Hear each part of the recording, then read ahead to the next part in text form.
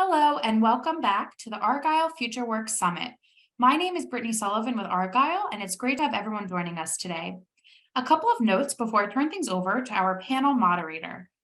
First, a quick reminder to stop by our sponsors' virtual booths at any time during today's event and for the following week. Our partners are committed to providing you with valuable content and a great overall experience. At any time during today's event, you can visit their virtual booths from the main agenda page, which includes complimentary materials, information, and meet and greet opportunities. To ask questions throughout the session, simply type into the Q&A chat, and we will address your questions at the end of the session. Now, without further delay, I would like to introduce our moderator, Rob Markovic, Vice President of Global Talent Acquisition at PHC. We are excited to have Rob and our panelists with us for a discussion titled Prioritizing Employee Wellbeing and Healthy Work-Life Balances. Welcome, Rob, and over to you.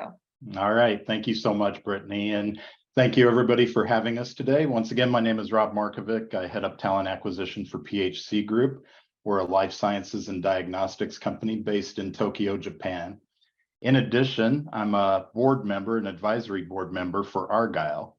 Right now, I'd like to have our panel introduce themselves. So Stacy, I'll turn it over to you. I didn't want to be the first one to do that. Thank you, Rob. Good morning. My name is Stacy Lewis. I am the CEO and founder of HR Interrupted. HR Interrupted is an HR consultancy firm where we curate business leaders who have the grit to be unapologetic about challenging old school workplace policies and procedures that are just not applicable for today's workforce while still focusing on the bottom line. I also serve with Rob as an advisory board member for Argyle, 35 years of human resources experience. My last captive role was I was the chief HR officer for the Port of Long Beach, second largest port in the nation. And I'm so glad to be here today with Rafi, Candace, DJ, and Rob. All right, Stacy, thank you so much. Candace, how about you?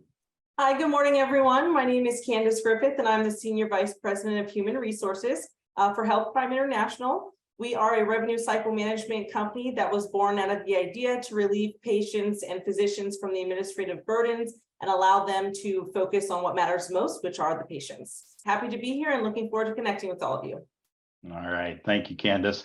Rafi, can you introduce yourself, please? Good morning, everyone. My name is Rafi, and I am a recruiter at Randstad, which is the largest staffing firm in the world. And through Randstad, I support our client, Google. So I'm within talent acquisition. So I'm responsible for every step of the way from when the applicant makes an application at Google all the way through to the final offer letter. Glad to be here today, and thank you so much for everyone else for joining as well. All right, thanks, Rafi. And DJ, last but not least, do you mind introducing yourself? Absolutely. Good morning, everybody. DJ Campbell, I'm Executive Director of Human Resources for Sanford Health. So that is a Midwest-based health integrated health system with nearly 50,000 employees. I've been doing HR for well over 10 years, and we won't go much past that. Don't want to age myself too bad today, but really excited to be here and appreciate the opportunity. All right, thank you, DJ. So we'll jump into the questions right now. And this first question I'd like to address to the entire panel, and I'll just read it to you here. So in your experience, how has employee well-being and prioritizing a healthy work-life balance shifted over the last year? And if you could, please give real-life examples. Stacy, why don't we start with you? Thank you, Rob. You know, this is near and dear to my heart. So the first thing that I want to start with is, on my side, or from my perspective, I like to use the term life-work integration. And I think words mean something, right? And so I'm not purporting that you can't have a work-life balance, but what I'm saying is we should be striving for integration. And integration means that what's important, and I'll use Candace because I'm looking at what's important to Candace as my employer and my employee should be important. And what's important to me as the employer should be important to Candace. And so when you integrate those, that's the work environment that you want to create. In using a specific example, coming out of the pandemic, Right before I retired from the port, I had a situation, and I'll make this quick, where I had one of our leaders who wanted to apply for an executive position. She had small children, and the job required a lot of traveling. It's just a lot of traveling. And so DJ, she came to me and she said, "Hey, Stace, I'm interested in this role, but I have my children right now, and I don't want to necessarily have to choose." And I love that word. So I said, let me take a step back. Let me look at this. So I went to our leaders and I said, "Hey, listen, in this role, traditionally, Rob, we've always had this person travel. But if we want to do some succession planning, if we really want to honor life work integration, maybe in the leadership role, we can have that person travel to DC. So it was a governmental affair job. So meet with Congress, meet with the Senate. But the local travel, maybe we can relegate that to the team. So now they can start doing some succession planning." Originally, it was like, no, it's always been done that way. My company's called HR Interrupted, so that didn't work well with me, right? And I was like, but at what point do we really honor the life of our employees while still meeting the bottom line? Make a long story short, because no is yes to another question for me. I just got to figure out what that question is. The organization said, Stacey, you might be onto something. So we changed the position. The person, she went through a competitive process, but she got the job. But even the other candidates that were competing, they honored that. They were excited that they didn't have to travel as much. So for me, that just shows it can be done. Just a willingness to change the thinking and really think about the employees. So Stacey, that's a great answer. And it really ties in that whole concept of helping internal employees move and also giving them opportunities that they can do and still have work-life balance. So thank you for that. Candace, what about you? Any thoughts there? Yeah, absolutely. I couldn't agree with Stacey more. I know for us, one of the things that we saw really shift is getting back to what work-life balance was pre-COVID and pre the pandemic. And for us at Health Prime, that really meant reviewing our benefits lineup, our time off policies, how can we enhance our benefits lineup, also making sure that the employees felt supported. We know that now that people are on the other side of the pandemic, they feel a little bit more free. They can travel, they can move about, they can do the things they hadn't done before. And we as an employer want to make sure that we're supporting them and being able to do that and not feeling so tied to being in that remote work environment that they can't get back to what they had pre-pandemic. So for us, we're definitely seeing that shift to going back to that pre-pandemic work-life balance.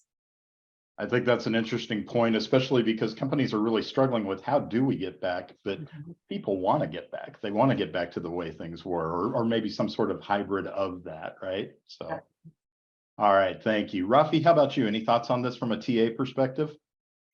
Yeah, for sure. So I'll use Google, my client, as an example of this. I think a lot of people already know Google has done an excellent job of creating an environment for employees in their office that makes it, takes away any kind of barriers that one might have from being able to produce good work. So that has shifted, and that's one of the main reasons why people want to work for Google. They want that environment. They want to be able to take a slide from one office to the next. They want to be able to go and play some sand volleyball after work, or take naps. They even have that in their office. So that has been a challenge for Google, I think, once the pandemic hit and everyone went remote, because it was one of the biggest selling points of working at Google, was that office environment. And I think they have taken several steps. One of the major steps they've taken is that they have made their employees, or most of them at least, have been required to come back to the office, at least at a hybrid model. So they want to, that is what their selling point is. And because in a remote situation, they can't really offer that same level of comfort and employee well-being, Google has required, they typically follow a 3-2 model, where you're in the office 3 days and 2 days from home. And I think that's worked well for them. I think it has really increased, it's kind of brought that sizzle back to working for Google again, while still giving employees that flexibility of taking 2 days off to work from wherever they want. Other than that, I think Google has always been extremely efficient at, just having so many different perks for employees, free access to gym memberships. They have assistance if you need to, if, like, for example, mental health counseling, they offer that for free. Google has always done an excellent job of just offering whatever benefits that they need to give to their employees to remove any sort of barriers that would be in the way. Whatever it is that you need, you can typically go to Google HR, and they will do something at least to remove that barrier for you. That's awesome. Thank you, Rafi. And I think once again, that whole concept of how do we get back from the pandemic, and how do we still engage people in our facilities, but also think about how we can still be flexible and offer those things that are really key to attracting and keeping talent. So DJ, how about you? Any thoughts on this? Yeah, I really love what Stacy said around, really taking that work-life balance and framing that to work-life integration. And so much has changed over the past year, flexibility, wanting to take your kids to school, having different resources in the workplace for our teams. But I think probably the most important thing that's changed is really coaching our leaders on how to have those conversations with their teams.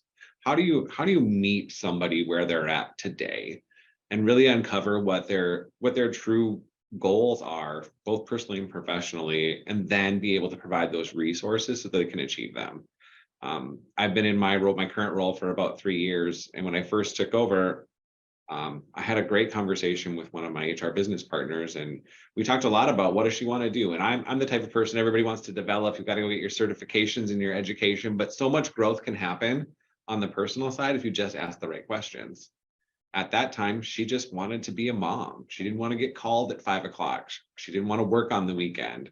And that was an easy fix, right? I just don't email her on the weekend, and we don't call her after 5. And since then, she has gotten more certifications. She's on 2 boards. And so it's going to be an adaptive process moving forward when it comes to well-being in the workplace and finding that work-life integration. I think that's a great point. And it's really interesting to me how all of you brought up somehow, some way, this concept of if we just say yes instead of always saying no, we can really engage our workforce and help them have that work-life flexibility. All right, very good. So thank you panelists for those answers. I thought that was great. I want to jump into the next question now. And Stacy, I'm going to direct this one at you. What are your top priorities in regards to promoting wellness and also a better company culture? What do you think about that? DJ just pricked my heart. Thank you for having that conversation. One of the things that is important, and I'm going to balance this, and I start with the life, your life first, and then your work integration. It is the priority now is there was a time that we would have never had these conversations in the workplace, right? You would never been able to talk about your interest of wanting to be a mom or something that's important to you in your life. And so now, as I'm working with clients and as I'm working with leaders, I'm asking them, one, to listen, right? I love when you say yes. We can't say yes to everything. Okay, so let's be honest with that, right? We cannot say yes to everything because we still have to run a business. But we also don't have to say no to everything, okay? Because there was a time, let's be honest, Candace, where we as employers made people feel that you should be happy to have a job. I'm gonna say it because it's true. I've been in HR 30 years. I know you just should be happy to have a job. You don't come to work and you don't get a check. Well, that has changed, especially after the pandemic. Employees have found their voices, okay? And so we're not careful. We're going to create this culture where you better, as the employee, you better give me everything I want or I'm not going to work. We can't afford to go too far to that side. We need to come in the middle. And so what I'm asking my leaders to do is, one, ask questions as we're prioritizing employee well-being and model the behavior. Work is a relationship. Employee, it's a relationship. And so because it's a relationship, you have to train, and I know you guys probably won't get a lot of, you have to train people how to treat you. So in DJ's example, the person said, you know what, DJ, I appreciate working here, but right now where I am, I just want to be a mom and I don't want to call at 5 o'clock in the morning. Okay.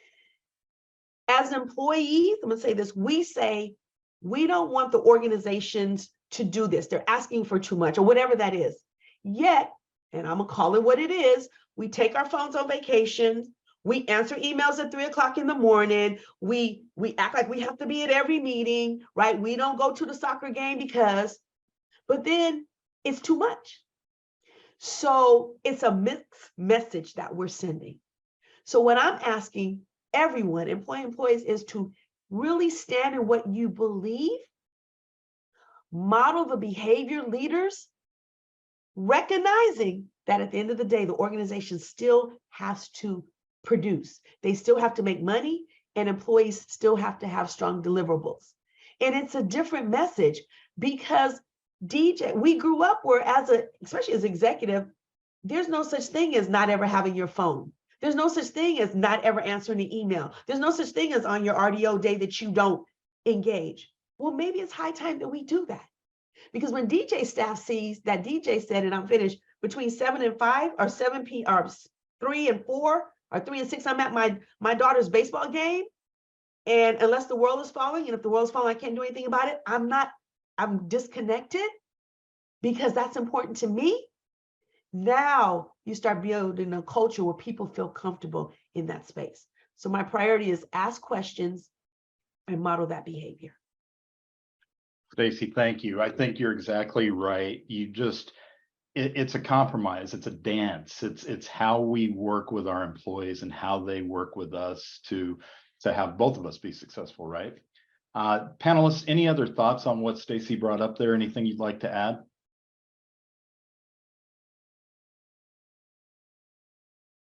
Okay, well, let's move on then. The next question, Candace, if you don't mind, I'm going to address this one to you. And let me just read it here. It's how do you successfully manage a distributed workforce while meeting remote employees' well-being needs? And we've all had to deal with this, so I'm interested to see how you all do it. Yeah, thank you. That's a good question. I think our approach at Health Prime has been twofold. One, being sympathetic and understanding to the challenges of remote work, whether that's video fatigue, IT issues, communication breakdowns, distractions, etc., and ensuring we as an organization, as Rafi said, are not perpetuating any of those challenges for our employees, but rather being proactive about resolving them quickly and arming our employees with the right tools to succeed. I think the second part about that is being supportive to the challenges that pop up in this new norm that we're in. We also worked on building better methods of communication and interaction with our employees. That was really important to us. And we did a couple things such as dedicated one-on-ones, quarterly all hands meetings, structured meetings with agendas to make sure we're being mindful of people's time and being intentional about those meetings. And then also setting clear expectations for scheduling and productivity while employees are working remote. In terms of meeting the employees' well-being needs, we, like many other companies, had to quickly and effectively find ways to better support our employees in this area. For one, Health Prime, that meant kicking into high gear our engagement strategy and our communication strategy. So we implemented things such as wellness days, which we had never had before, but we recognized that right off the bat, we knew that people's mental health was going to be tested in ways that had never been tested before. We also implemented a monthly Live Well, Work Well newsletter in conjunction with our benefits brokers. And it was in a way for us to let employees know that we care about them by providing helpful and relevant information on general health and well-being for their mind, body, and souls. We really wanted to make sure that their total self was in good working order because for us, that will help them be a better employee.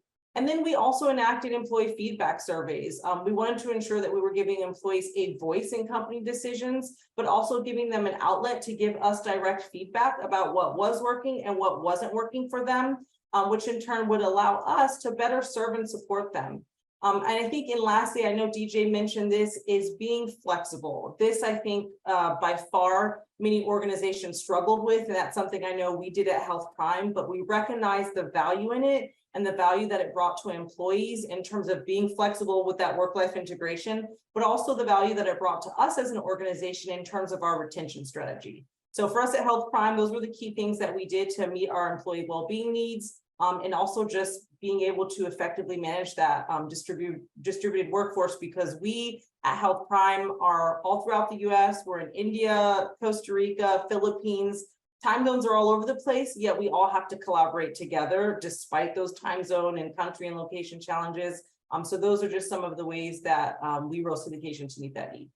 Yeah, Candace, that's amazing. And I think companies that really put thought into it followed a very similar path and really wanted to take care of their employees. And I love that comment about caring for people's souls as well, because it's the whole person, right? And it did bring about challenges that we've never dealt with before. And so it's so important that companies realize that, take it on, and bring their employees to the forefront and part of the voice of it. Once again, I'll open it up to the panel. Any other thoughts on that question? Candace, I have a question. That is amazing. Did you find that the leadership in the organization is also taking advantage of those offerings that you're giving to employees? Are you seeing that the leaders in the organization too are also taking care of their health?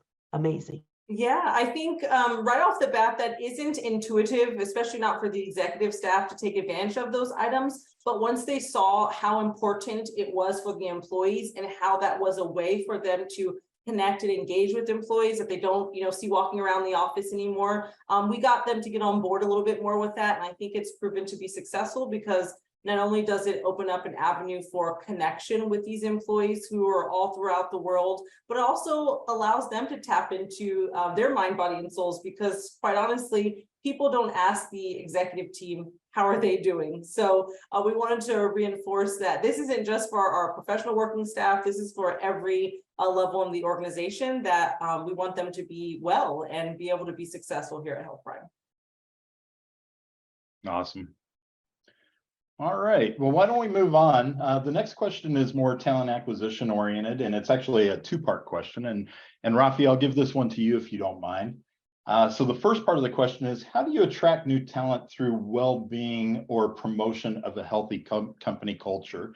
You talked a lot about Google earlier, so I think it makes sense to chime in a little bit more on that.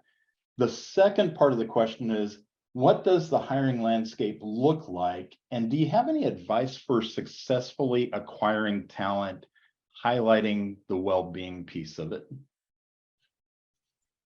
Sure, Rob. So I'll address the first part first. A lot of it is going to be highlighting those.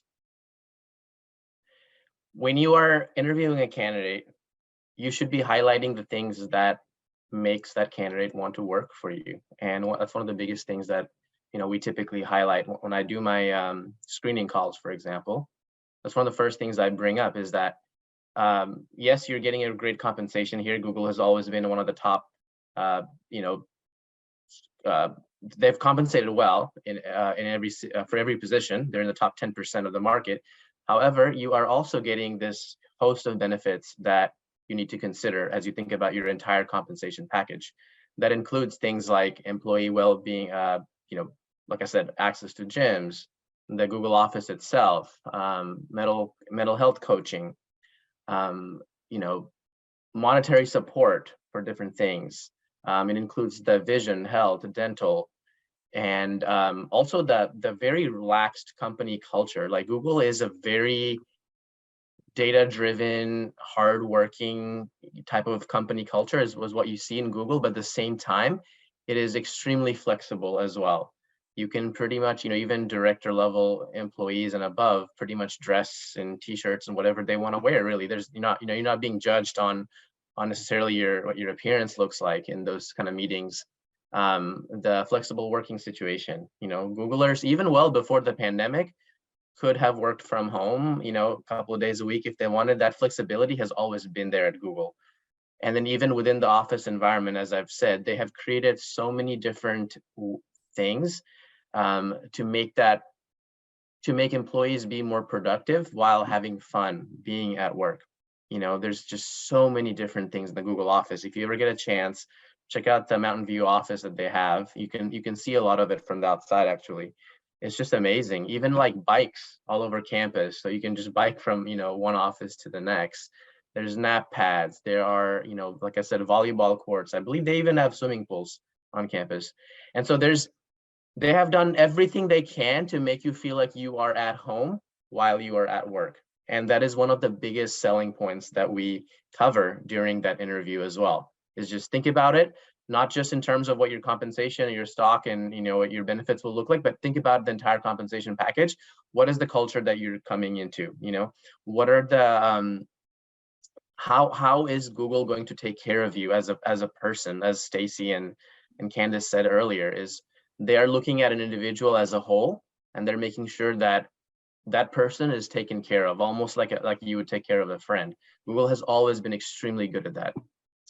So the second part of the question is, what does the hiring landscape look like, and any advice on successfully acquiring new talent? The hiring landscape, at least speaking for tech, is kind of tricky right now. There has been a lot of major layoffs from a lot of big companies, unfortunately. And that's as a result of perhaps market conditions, perhaps the different reasons go into it. So, you know, our employees are sort of cautious about that before they take on any new role. They want to make sure that the company is stable, the role is stable. As a result, I think they're far more cautious than before accepting a new position. So you really have to do a lot more convincing. And that's kind of where these, you know, some of the things we're talking about come into play. Is you're not just offering a paycheck as an employee, you are offering to them an entire package where you're taking care of them personally as an employee. You're giving them that flexibility. You're giving them the flexibility of where they're working from. You're giving them the flexibility of doing things during the day. You know, for example, like Stacey mentioned, taking your kids to school and giving them that opportunity to, I don't know, go do a yoga class during, you know, your work hours. Like, you don't really see that clock in and clock out concept as much anymore. It's about, can you do the job? Can you do the job well? And can you get it done for us? It's not about whether you're clocking in at 9 a.m. and leaving at 5 p.m. because, you know, that model is just not working anymore. People are, you know, it's much more productivity focused. And so I think one of the best things that companies can do right now is just highlight some of those things, you know, highlight that you have that flexibility, starting from the very first conversation. You know, when we send out just a general message to say a candidate on LinkedIn via recruiter, hey, John Smith, we've got this position open. Here's what the position entails, and here's what's in it for you. We highlight that concept from the very beginning. We let them know right up front that this is the kind of flexibility you'll get working at Google. These are the benefits that come from working at this position, just so they're aware of it from the very beginning. And then the screening call, same thing. It's a repetition of, here's what we can do for you. Here's why you should consider us. So there's always a very strong focus on the employee and their well-being. You know, and that is basically part of the compensation for the role. Yeah. Rafi, thank you. And as another talent acquisition professional, I can tell you, I hate going up against Google with candidates because they offer so many things. And it's part of my conversation with our leadership on how we can be more focused on well-being and how we can focus on the potential future employee versus what we're going to get out of them. I think that message is key. So it's a great answer there. Any other thoughts on that one from the panel? You know, I love this conversation. I don't want to keep talking, but, you know, Rob, you said something. I think it's important as we're talking about that to also look at some customization in well-being or benefits. So you may not be able to be as progressive or offer what Google can offer. However, and I'll give an example of a client I'm working with. They wanted to offer a hiring bonus. Okay. And I shared, if I came to your organization, a hiring bonus is not going to help me because I'm going to get eaten up in taxes, right? So you offer me $2,500, I'm going to bring home $50. But let's say another pack with PTO time would be important, say to me, because as DJ's person said, I'm a mom. I don't even want to say I'm a whatever. I don't even want to relegate labels, because sometimes we say just because you're a parent. I want my time off. I want to travel to Israel. So you can offer $2,500 for my daughter who just graduated from UCLA. She wants that because that'll help her. For myself, I want to travel. So you give me an additional equivalent in a PTO time. And then someone like me who's really a retirement age, or you can contribute to my 453, my 457, whatever your private public sector, to give me time towards my benefits or my retirement plan if I stay X amount of time. So you see how we've met 3 different needs in that customization. And they implemented that. And it just went bananas, because now people are saying, you really saw me. $2,500 is not going to help me, but an additional 4 weeks will. So that customization of how you're doing that is something really important that I just wanted to share. I think customization is key. That's a huge point. So thank you for bringing that up. Just to make sure we have enough time, I want to get to one more question. And DJ, if you don't mind, I'll ask you to answer this one. Do you provide any resources for mental, physical, or emotional health? And if so, tell us what you all do there. Yeah, it's a great question. We offer a number of resources, just like Candace mentioned earlier today. She's got a ton of them too at her organization. But really, I think the cornerstone in any HR department is going to be your employee assistance program, and monitoring that program for usage, and then making sure that the needs of that program meet your employee population. We offer tons of other things out there. So gym discount memberships. We've got some stuff for mental health. We've got, financial well-being, all of the plethora of different resources that you can offer to an employee. I think what's real important about, when we talk about mental, physical, and emotional well-being is really to make sure that that leader is coached so that they can have that conversation with their team. So it's one thing to have all the resources. You can put together a really nice SharePoint and a collection of some different tools, but it's really empowering that employee to use them and showing them and role modeling that it's okay to use them. And so that requires having some that leader to have some empathy. They've got to lead with empathy while still holding their team accountable. Like Stacy has said, it's a business at the end of the day, so there's still some deliverables that we got to do. But really identifying where that person's at and making sure that we've got resources to meet that need.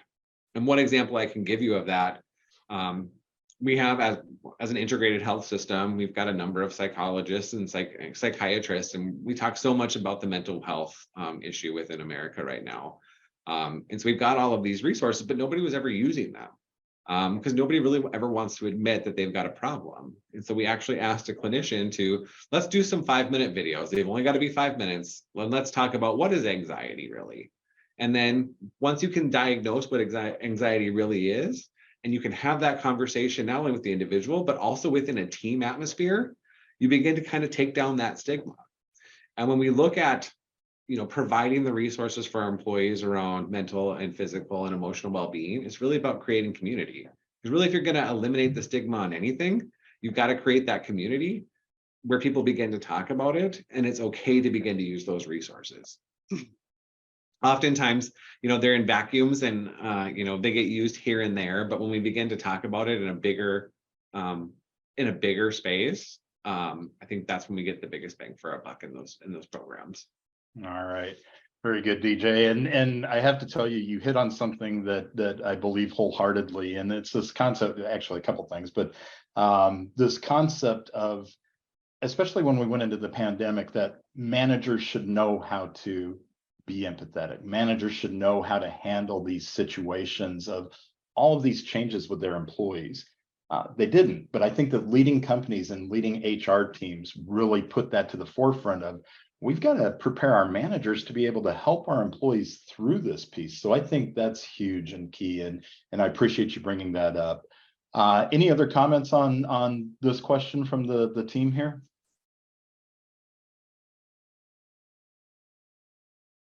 All right, well, why don't we do this? We're getting close to time. I want to make sure that we leave time for questions from the audience. Several have come through. So what I'd like to do for the team here, for the panel here, if all of you could please just share your final thoughts as you've listened to the conversation today, as you've listened to your colleagues talk, anything that comes to you that you think would be helpful for the audience. So once again, Stacy, I'll start with you.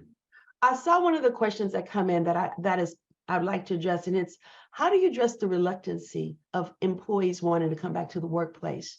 And I think this is a really good question. And my response would be, why are they coming back?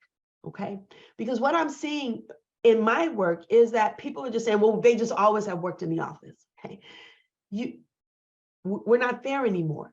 So if you communicate to your employees why we are coming back, we're HR Interrupted. We are a forward-facing company. We do operations. We're the second largest port in the nation. Our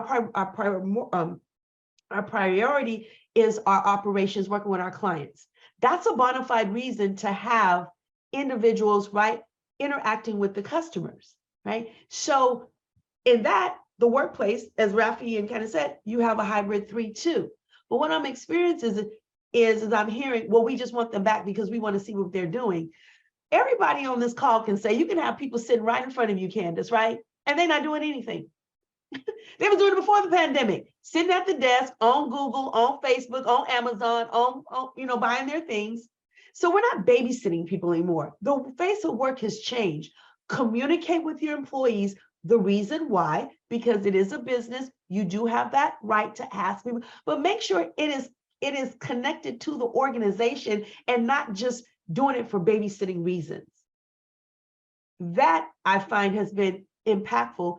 Obviously, give them enough time. Please don't tell them on Thursday they have to come back on Monday. They haven't been in for 3 years, right? Let's be empathetic in that, but communicate the reasons, the business purposes for it, how they contribute to that, and then don't wobble on the decision, okay?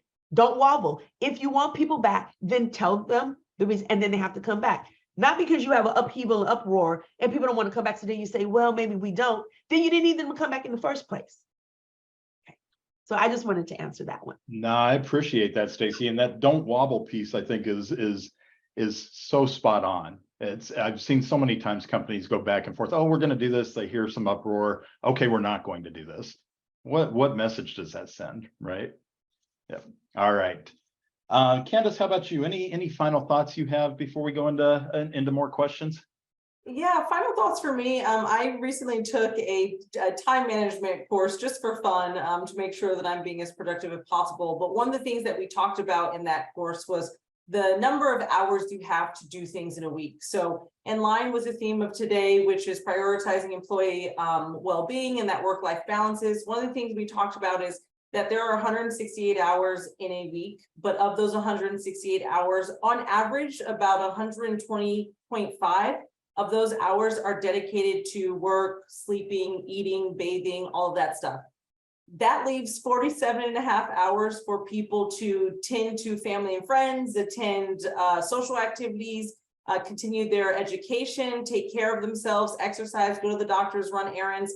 That's not a lot. 47.5 hours is not a lot of time in the week. And so I think what I'm trying to do in human resources and what I challenge my colleagues to do in organizations is to really be mindful of that.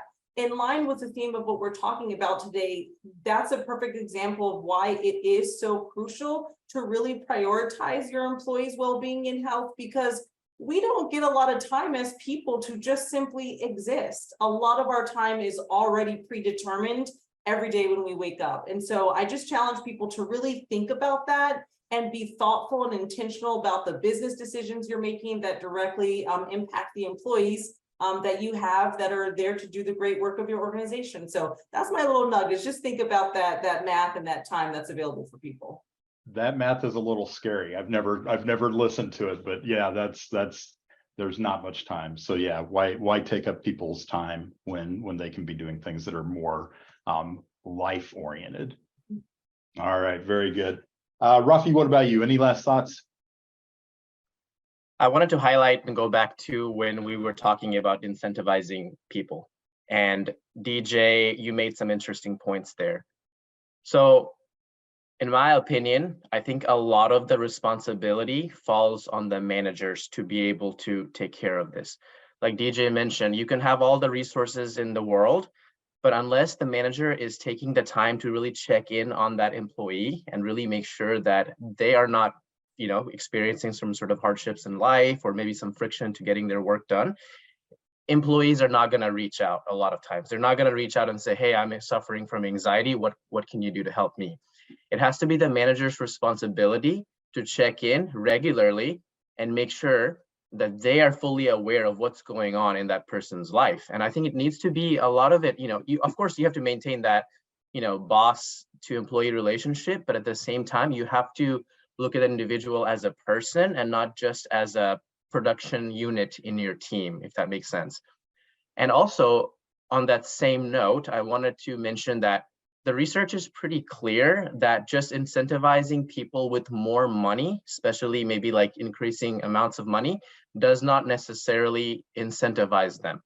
What happens is they just get used to the new amount of money that they're making, and that becomes the new normal. So you really have to take your time to make things much more customized and personalized. When you find out that your employees, I don't know, dog passed, right? Just a couple of boxes of warm pizza delivered to their home speaks a lot more than $10,000 bonus at the end of the year. That shows that you as the manager or you as the company took time to understand that person, what they needed the most at that time. You've created a personalized solution or well-being package for them, and you delivered it to them. It's much more tangible and much more memorable than simply XYZ amounts of extra dollars per year. So that's my last thoughts on this. Rafi, thank you. And I think that's huge. It goes back to what Candace was saying. Managers should be aware of mind, body, and soul of their employees, right? All right, DJ, any last thoughts? I'll just leave some great comments from the group. I don't know that I have a ton to add. I'll probably just add two little nuggets. I think first, manage performance and not time of individuals. I see that a lot in the workplace. If your employees got to be at their computer from 8 to 5 Monday through Friday, no exceptions, then be open about that. You're probably not going to work for you for very long, but be open about it. If somebody's got to go pick their kid up from school at 3:30, I don't know that we want to get in the practice of making our employees choose between their family and their job. And so if there's a business need that they got to be at their computer at 3:30, my hope and my understanding is they probably know that. They're not going to ask to go pick up their kid. But if there's not, then let them go pick their kid up. And I think more than anything, as the leader, you got to go pick your kid up too. You're the person, you're the gatekeeper who's going to make it okay for people to do stuff. If you're not going to take a lunch break, then it's not okay for anybody to take a lunch break. If you're not going to go for a walk to clear your head at work, then it's not okay for anybody to do that. So we can have all the resources in the world, but if you're not going to role model them as the leader, then it's just not going to work. DJ, that's huge. People do model their leaders, or they think that those are the rules when they see their leaders doing certain things, right? Whether it is or isn't, whether that's what the leader believes. So you have to be willing to model.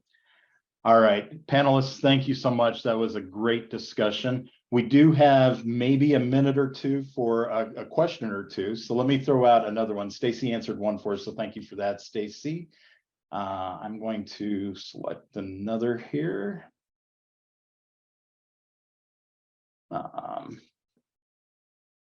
Here we go. What are the most effective resources you provide for mental, physical, and overall health? So if any of you would like to take that one, just what do you feel is the most effective? I can say one thing that is tried and true is that flexibility and our employee assistance program. Those are two things that we try to communicate regularly because we know that employees don't always seek that out on their own. So we reinforce it by communicating it, making it easy to access for them, posting it everywhere it needs to be, and just letting them know that it's okay to use those resources. It's here for them to use. Very good. Another question is related to that, so I'm going to jump to it. How do you get employees to realize the benefit programs and how to use them? Anybody, please. So I'll take that one. It's a lot of different things. So sharing that slide deck and going over those things regularly, it's those team calls where we talk about employee benefits. It is the manager ultimately has the highest responsibility, making sure the manager is aware of what those resources are. I can even use a personal example. Like for me, I work from home, so our manager was very good at reaching out to us and says, hey, is there anything that I can do to make your work easier? Like, is there anything that you would need, any kind of flexibility, and Randstad has always offered, they will expense all of your business things that you need, even for your remote home office. So I requested a standing desk. I let them know that, hey, I don't have a good desk. I want to be able to stand up sometimes. And sure enough, it was $1,000 investment, but Randstad did not hesitate, did not even flinch in saying, you know what, you need that. That's going to make you more productive. We'll get you a standing desk as well as an adjustable chair. And so doing things like that, again, that was a very personalized solution. Randstad is not giving everyone a standing desk and a rising chair. So consistently making sure that the manager is following up with the employees to remove those barriers and frictions and giving whatever kind of personalized solution that they need, I think is the ultimate resource that you can provide.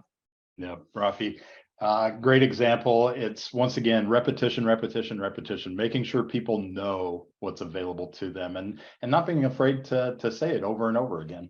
Rob, can I make one last statement on that? Please, And yeah. then as the leaders, so we've been talking about the leaders, let's change the narrative. Instead of the leaders, the CEO saying, what do our employees need? The conversation needs to be, what do we need? Yeah. What do we need? Because when you use employee, you kind of separate yourself. What do we need? So, because that includes everybody. So what Take that barrier away. Exactly. All right, panelists. Well, at that, I think we're at time. So Brittany, I'll turn it back over to you. Excellent. Well, thank you guys so much for such an insightful panel discussion. I also want to thank everyone who joined us today. This session, along with all of today's content, will be made available on demand following the event. Thank you guys again.